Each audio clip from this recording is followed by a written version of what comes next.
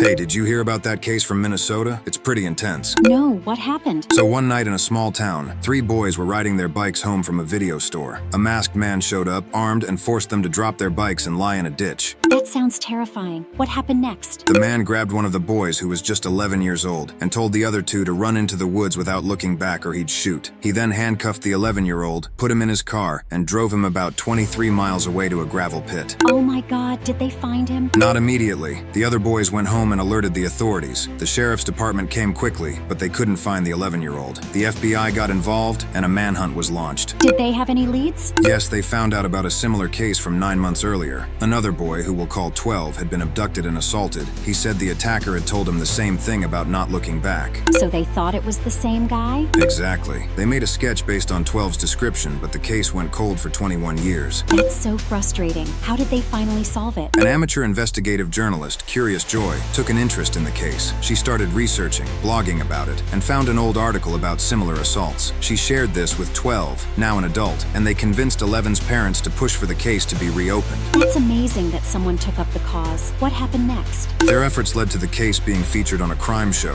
which got the FBI's attention. They reviewed old evidence and found a match to a suspect named Danny. So they arrested him? Yes, they raided his home, found evidence, and Danny confessed, leading them to 11's burial. He was sentenced to 20 years.